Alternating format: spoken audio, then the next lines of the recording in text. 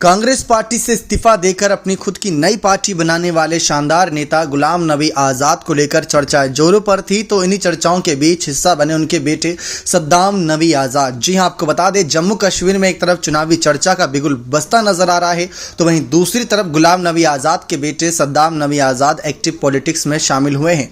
Party के प्रवक्ता सलाम निजामी ने बीते रविवार को यानी 26 फरवरी को इस बात की जानकारी दी थी।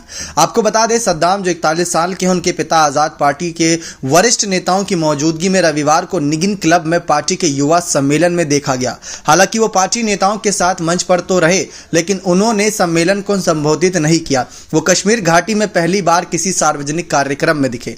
डेमोक्रेटिक प्रोग्रेसिव आजाद पार्टी के नेताओं ने कहा कि सद्दाम राजनीतिक करते हुए जम्मू कश्मीर पर ध्यान देंगे। निजामी ने सद्दाम को डीपीपी में कोई जिम्मेदारी मिलने के सवाल पर कहा कि इस पर पार्टी फैसला करेगी। सद्दाम पेशे से कारोबारी और 2 भाई बहनों में सबसे बड़े हैं। वे इंग्लैंड में पढ़े हैं। उनकी बहन सोफिया नबी आज़ाद ने पत्रकारिता की पढ़ाई की है। आज़ाद ने बताया कि उनके बेटे सद्दाम जम्मू कश्मीर में उन जगहों पर गए हैं जहां की वो खुद नहीं गए।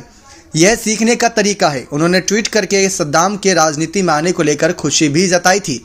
गुलाम नबी आज़ाद इस दौरान कहते नजर आए कि सरकार में आने पर युवाओं को नौकरी देना उनकी प्राथमिकता होगी। उन्हें खुशी है कि सद्दाम सक्रिय राजनीति में आ रहे हैं। मुझे उम्मीद है कि लोगों की उम्मीदों पर खरे होंगे। जम्मू कश्मीर में सद्दाम से पहले कई पिता और राजनीति कर रहे हैं, यानी कि जो पिता पुत्र की जोड़ी वो राजनीति कर चुकी है। इनमें सबसे प्रमुख नाम फारूक अब्दुल्ला के बेटे उमर अब्दुल्ला और मुफ्ती मोहम्मद सईद की बेटी महबूबा मुफ्ती है। लेकिन जिस तरीके से गुलाम नबी आज़ाद कांग्रेस पार्टी को छोड़कर कांग्रेस के कई और नेताओं के साथ आए थे, लेकिन उन नेताओं ने बाद में पाला बदल लिया और कांग्रेस पार्टी के साथ वापस चले गए भारत जोड़ो यात्रा के दरमियान। तो ऐसे में गुलाम नबी आज़ाद अकेले पड़ गए थे और उनके अब बेटे का उन्हें साथ मिलता नजर आ रहा है। ये किसी चमत्कार से कम नहीं, और ऐसे में चुनाव में काफी ज्यादा फायदा गुलाम नबी आज़ाद को इसी बात का मिलता नजर आएगा। अब देखना दिलचस्प रहेगा कि सत्ता कैसे बदलते हैं गुलाम नबी आज़ाद और क्या सत्ता में आ पाएंगे, क्योंकि राहुल गांधी के खिलाफ कई बड़ी बयानबाजियां दी थी। कांग्रेस पार्टी को सीधी चुनौती दे रखी है।